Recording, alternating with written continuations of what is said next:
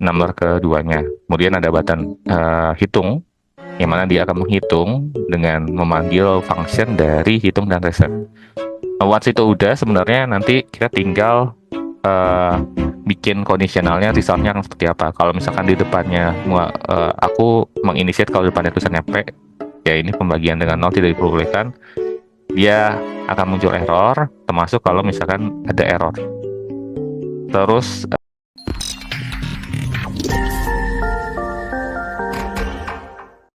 kalau sebelumnya kita sudah belajar terkait basic-basic dari Streamlit ya. Mulai dari bagaimana teman-teman melakukan inputting, menambahkan beberapa part di dalam layoutnya Streamlit, ataupun teman-teman berkenalan terkait statement. Di sekali ini kita akan masuk lebih dalam terkait Streamlit, namun bukan ke basicnya, tapi ke use case-nya langsung. Use case yang umum banget orang gunakan, yaitu use case kalkulator. Dengan pasti teman-teman akan mempelajari semua hal yang sudah kita pelajari di basic sebelumnya, dan kita akan kembangkan ke use case kalkulator tersebut. Jadi kita akan compact mulai dari bagaimana menyusun layoutnya, terus bagaimana mengisikan inputan yang kita butuhkan seperti apa, karena sudah pasti inputan yang kita input adalah bentuknya numerik dan dalam bentuk simbol kayak mungkin tanda plus, minus, bagi, dan perkalian. Dan kita butuh juga button untuk ngeklik. Nanti ketika udah kita input semua variabelnya, kita klik button, dia akan menghasilkan output. Outputnya itu nggak berhenti di sana, tapi ada historicalnya. Seperti itu. Oke, nggak usah lama lagi, mari kita coba explore untuk sesi kali ini. Yuk kita explore. Oke, challenge kita di sesi kali ini adalah bagaimana kita ngebuat kalkulator interaktif. Ini adalah contoh kalkulator interaktif yang akan kita buat.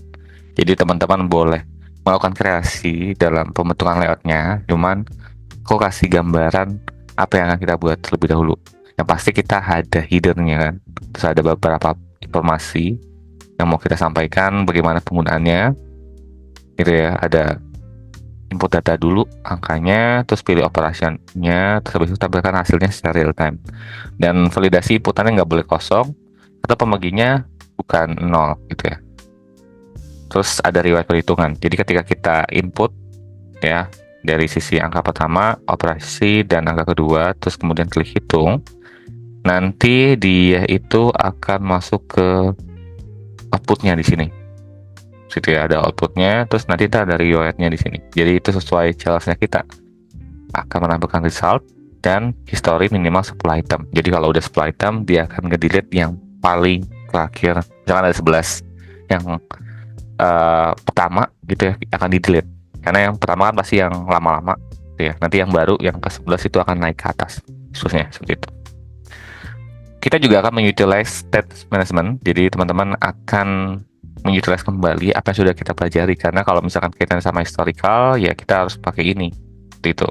Karena kalau nggak pakai ini nanti dia akan reset selalu ketika inputan data dilakukan inputting seperti itu. Oke, nggak usah lama lagi, karena sesi kali ini kita akan lebih banyak ke exercising. Jadi teman-teman siapkan visual code-nya teman-teman atau PyCharm. Jadi kita akan mulai coding, teman-teman bisa lihat apa yang akan aku buat, jadi bisa diikuti. Kalau ada yang mau nanya selama coding juga boleh di bawah. Oke, nggak usah lama lagi, mari kita explore untuk sesi kali ini. Yuk kita explore. Oke, ini halaman kita di PyCharm. Jadi ya, aku akan masuk ke Python 45. Kita siapkan dalam extension .py ya, dalam pembuatan di sesi kali ini, termasuk nanti kita akan bergerak di terminal untuk ngejalanin Streamlit-nya di lokal kita. Seperti itu. Nah, langkah pertama apa yang kita lakukan untuk membuat sebuah kalkulator sederhana gitu ya. Yang pasti kita harus import dulu Streamlit-nya teman-teman. Jadi import Streamlit SSD gitu ya. Once sudah kita ini, kita akan bikin layout kalkulator sederhana. Sama itu kita akan bikin title. Jadi kita title. Teman-teman boleh namain sesuai kebutuhan, boleh kayak gini pakai title, ataupun kalau misalkan mau pakai header pun juga bisa ya. Kalkulator interaktif gitu ya, interaktif. Ini kita akan coba ini sebagai di Python ya, nggak Python ya, ini Python aja. Nah kita lagi Python kita akan masuk ke detailing dari apa yang akan dikerjakan di dalam Python ini. Jadi aku biasanya kalau bikin detailing itu pakai Markdown. Jadi pakai Markdown di sini. Terus nanti kita detailkan di sini ya. Contohnya pertama kita detail untuk di sini. Sebelum memulai, pastikan kamu membaca ketentuan penggunaan color ini. Jadi aku akan highlight di sini jadi bold. Oke. Angkanya adalah pertama input harus 2 angka. 2 pilih operasi yang diinginkan, nanti ntar aku kasih tahu ada plus. Nah, ada oke. 3 ya, hasil akan ditampilkan di bawah kotak secara real time. Sini. 4 apa namanya? Validasi. Input akan memastikan bahwa apa namanya, tidak boleh nol, tidak boleh kosong, dan pembagian nol tidak diperbolehkan ya. Terus yang terakhir akan ditampilkan riwayat perhitungan sebanyak 10 terakhir, seperti ya. Nah, ini ketentuannya. Nah, setelah udah, biasanya aku akan bikin instead dari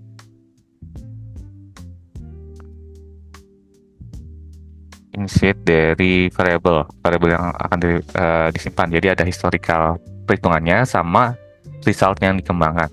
Jadi ada apa namanya, kita bikin calcul history. Jadi not di assembly. Jadi kita akan simpan historinya, kemudian ada if kalkulasi resultnya. Jadi kalau nggak ada di session state-nya, itu akan di-initiate di awalnya dulu. Terus kalau udah di-initiate di awal, baru kita bikin function reset. Kalau misalkan, jadi kan dia akan input nih yang data angka pertama, angka kedua, sama operasinya. Jadi kalau udah dijalankan input, angka pertama akan jadi 0 gitu ya. Terus operasinya akan ke masuk standar yaitu plus. Terus angka keduanya akan 0 juga, seperti itu. Jadi nanti kita bikin def reset input di sini. Yang mana di input ini nanti kita akan masuknya terkait apa namanya? Session state dari cal61 aja ya. Jadi kita akan masukin 0.0, ataupun kalau misalkan teman-teman mau pakai nggak ada kosong, itu juga bisa.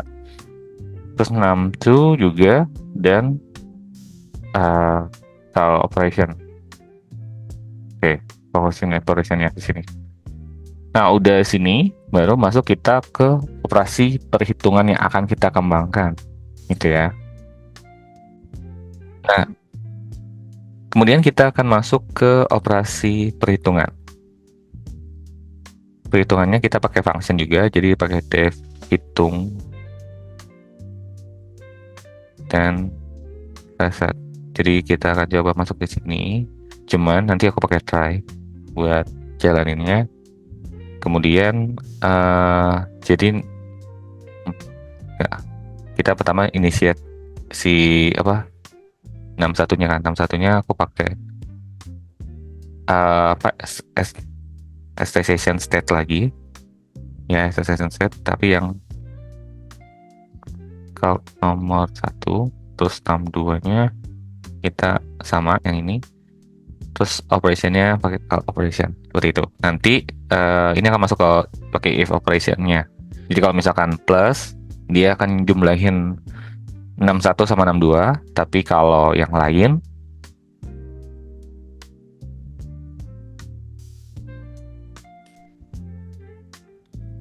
operationnya sama dengan apa minus, nanti akan result pengurangan. Nanti di sini kita masukin result juga, jadi 61 dikurangi 62. Terus ini else if ya, else if atau elif.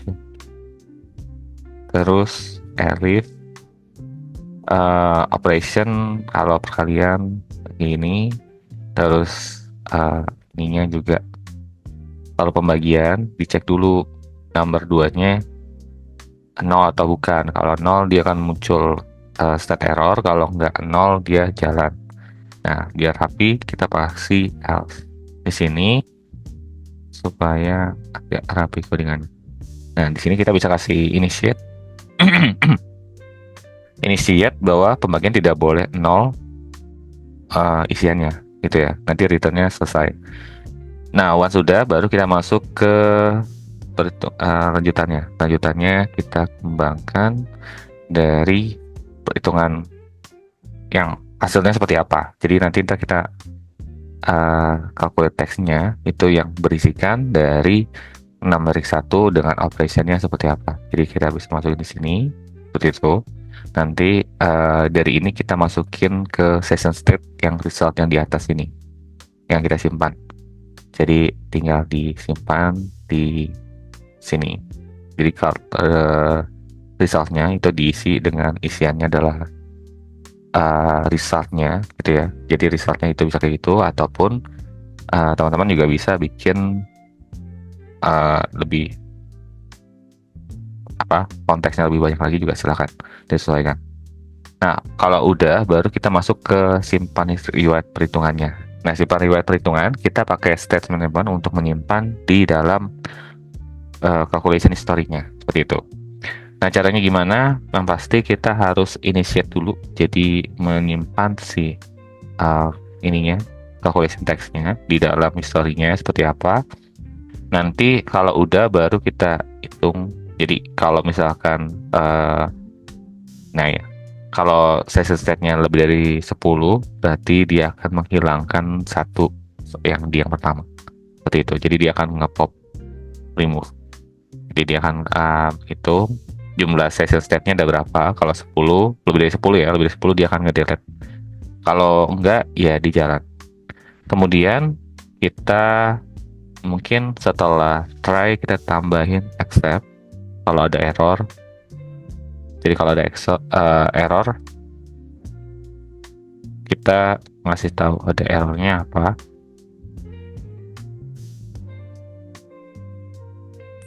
Seperti ini. Jadi kalau ada error, jadi dia akan notifikasi. Jadi terjadi error di mana. Nah, teman-teman bisa bikin kayak gini langsung error, ataupun kita bisa simpan di dalam resultnya itu sendiri, result yang ada di sini. Jadi kan kalau result ini kan hasil perhitungan. Nah, kita juga bisa result ini kita simpan as di exception juga, monggo silakan inputannya mau seperti apa. Jadi teman-teman bisa sesuaikan. Itu juga bisa sih untuk dilakuin. Jadi ada error misalkan.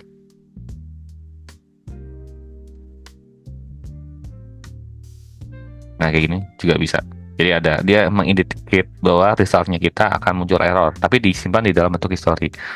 Seperti itu. Nah, kalau udah, ini kan baru bentuknya function-function ya, function reset, function perhitungan, dan sebagainya.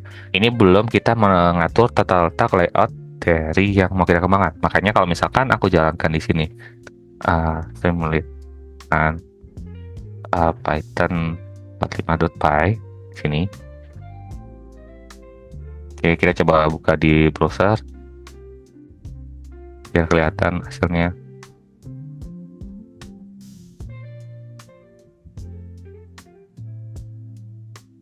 Oke, kita coba lihat ya hasil pengembangannya tuh seperti apa supaya kita kebayang result dari item yang kita kembangkan. Ini kita coba tekankan. Nah, ini cuma baru kayak gini aja, jadi belum ada inputan yang kita input, termasuk button ketika kita mau input datanya. Jadi ini baru kayak yang di atas doang nih, header sama markdown-nya aja. Operational function-nya belum berjalan. Nah, dengan ini baru kita masuk ke dalam pembuatan kolomnya. Jadi teman-teman akan menginitiate columns. Jadi ada kolom 1, kolom 2, kolom 3. Jadi kita akan initiate ini di kolom 3. Terus nanti kita bikin ya with kolom 1. Ini kita inputin numbernya yang mau input, dan kita boleh tambahin stepnya sih. Stepnya itu misalkan 0,1 gitu ya. Itu juga bisa. Kalau 2-nya kayak gini juga sama, angka kedua ya. Terus tapi sebelum angka kedua kayaknya better ini operasinya dulu, jadi biar angka kedua tuh masuk di call 3. Nah, di sini ini select box with call 3 ya. Seperti itu. Jadi ini ada 1 2 3. Yang satu itu isinya angka pertamanya, terus yang kedua operasinya, yang ketiga itu angka keduanya. Nah, ini teman-teman pastikan key-nya itu harus sama kayak yang ada di sebelumnya. Nih, yang di state.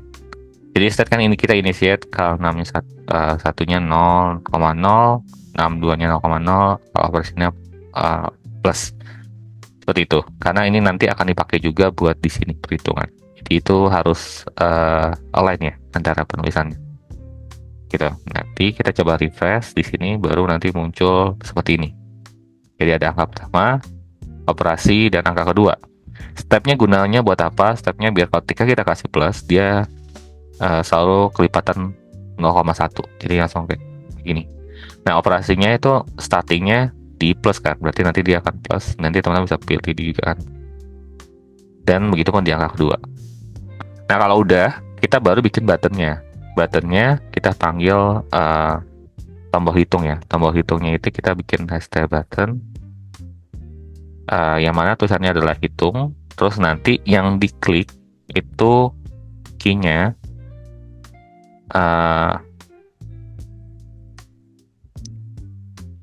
off button. Terus nanti on click-nya itu yang ini, yang si hitung dan reset. Jadi nanti tadi akan kayak gini. Itu jadi itu gunanya di sana. Nanti setelah sudah di initiate, baru kita tampilkan hasilnya. Tampilkan hasil. Nah, tampilkan hasil kita bisa pakai if ya, if session state ya, gitu. Terus kita bikin lagi catatan kalau misalkan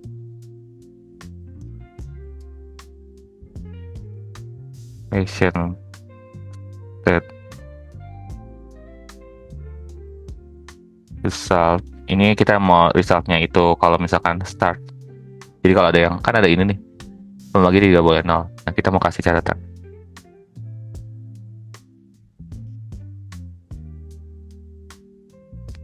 Ini misalkan di sini kita kasih ya P ya, kan pembagi tidak boleh 0, atau station state error, makanya dia akan menampilkan catatannya error. Tapi kalau misalkan lebih yang itu else ya, else-nya itu kita bisa atur sukses hasilnya. Oke. Nah, kemudian kita harus tampilkan historinya juga. Historinya kita mau tampilkan riwayat perhitungan. Teman-teman bisa pakai if session state gitu ya. Terus ya, kalau historinya dipanggil, terus nanti bisa bikin subheader kayak gini, ada riwayat perhitungan. Nanti ntar kita panggil historinya kan. Nah, aku pakai reverse. Jadi reverse itu akan yang terbaru akan masuk ke nomor 1. Jadi nanti ntar di sini aku tambahin reverse.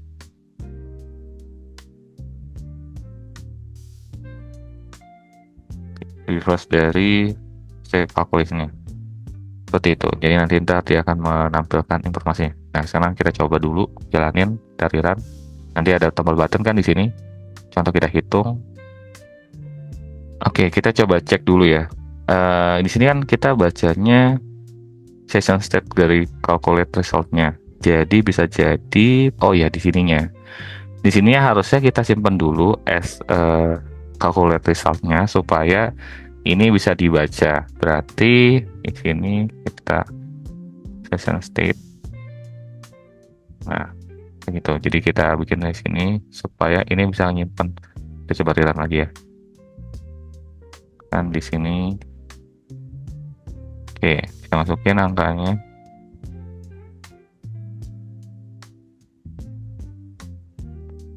Oke. Di sini resultnya, ya. Result yang kita hasilkan tipenya kan bentuknya float nih. Kita harus ubah dalam bentuk teks. Jadi ini kita juga ubah.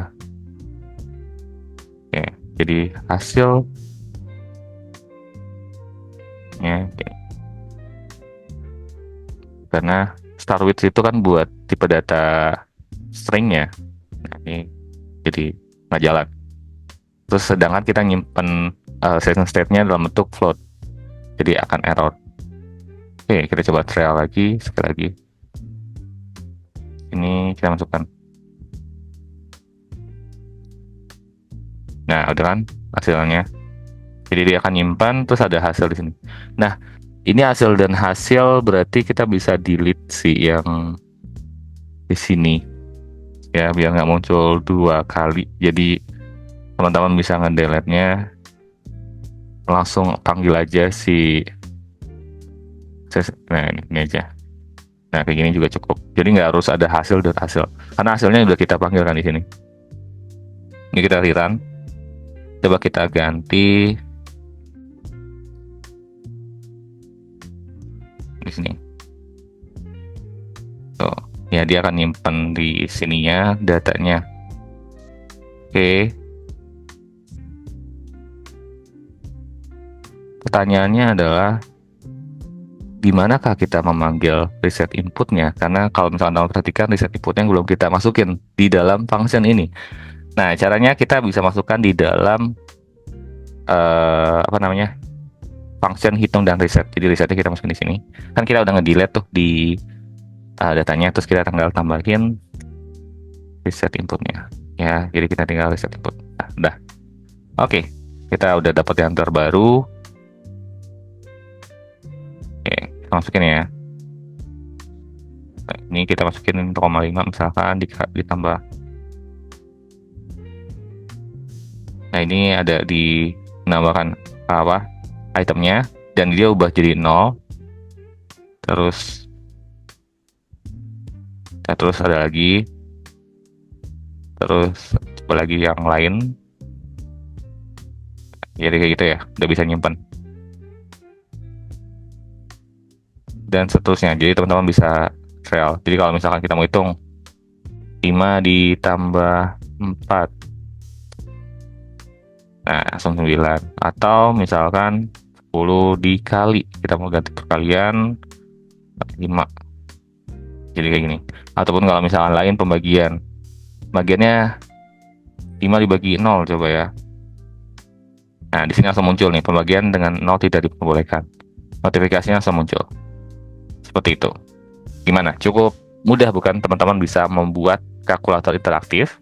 Pastikan teman-teman ikuti beberapa partnya. Jadi kalau misalkan mau bikin kalkulator interaktif, informasinya apa, terus initiate dari variable untuk menyimpan rewardnya, function resetnya kalau dibutuhkan, karena menurutku itu penting ketika kita input terus kayak gini. Nah, nanti kan dia langsung reset ke 0. Nah, itu penting banget. Terus bisa kita gunakan hitung dan resetnya. Dipastikan masukin data yang dibutuhin apa aja. Terus tipe datanya harus sama ya. Ini kan karena calculate resultnya tadi errornya itu karena tipe datanya float, sedangkan yang dibacanya adalah bentuknya tipe data string gitu ya. Jadi itu dapatin error, jadi harus disesuaikan lagi. Kemudian dari riwayat yang disimpannya juga dipastikan, ini teman-teman bisa atur mau misalkan minimal 10 atau berapa, itu bisa diaturkan riwayatnya. Nanti riwayatnya nggak begitu banyak. Kalau misalkan aku 00 terus gini ya, nah ini dia sampai 10 hilang ini kan ya, tuh dia sampai 10 aja, jadi selebihnya dia hilang. Terus ada reset input memanggil yang di sini. Terus dibikin kolomnya itu buat bikin 3 ini, 1 2 3, yang mana kolom 1 itu buat angka pertama, kolom 2 buat operasinya, kolom ketiga untuk nomor keduanya. Kemudian ada button hitung, yang mana dia akan menghitung dengan memanggil function dari hitung dan reset. Once itu udah, sebenarnya nanti kita tinggal bikin kondisionalnya, resultnya akan seperti apa. Kalau misalkan di depannya aku menginitiate kalau depannya tulisannya P, ya ini pembagian dengan 0 tidak diperbolehkan, dia akan muncul error, termasuk kalau misalkan ada error. Terus sukses juga muncul di sini, dan riwayatnya juga muncul di sini gitu. Oke, itu dulu teman-teman untuk sesi kali ini. Semoga teman-teman bisa kembangkan beberapa bentuk aplikatif Streamlit lainnya. Yang pasti aku cuma kasih contoh aja di kalkulator interaktif, tapi nanti teman-teman secara aplikatif bisa banyak lagi. Sekian dari aku untuk sesi kali ini, sampai ketemu di sesi selanjutnya. See ya. Thank you buat teman-teman yang udah nonton dari awal sampai akhir. Semoga apa yang aku bagikan bermanfaat buat teman-teman. Jangan lupa untuk explore lebih lanjut lagi terkait beberapa use case dari Streamlit, karena use case-nya nggak cuma bikin kalkulator aja. Teman-teman bisa bikin hal lainnya, kayak misalkan bikin dashboard dengan berbagai visualisasi di dalam Streamlit pun bisa. Ataupun mau bikin aplikasi sederhana di Streamlit pun bisa. Mungkin nanti nextnya kita akan coba bagaimana melakukan rendering dari yang di lokal ke dalam bentuk web gitu ya. Nanti teman-teman bisa share webnya itu ke orang lain, jadi orang lain bisa akses hasil buatan teman-teman, karena memang Streamlit menyediakan server gratis buat teman-teman kembangkan aplikasi yang teman-teman buat di Streamlit. Sekian dari aku untuk sesi ini. Jangan lupa like, subscribe, atau komen di bawah kalau misalkan ada yang mau ditanyakan terkait pembelajaran di sesi kali ini. Sekian dari aku, sampai ketemu di sesi selanjutnya. See ya.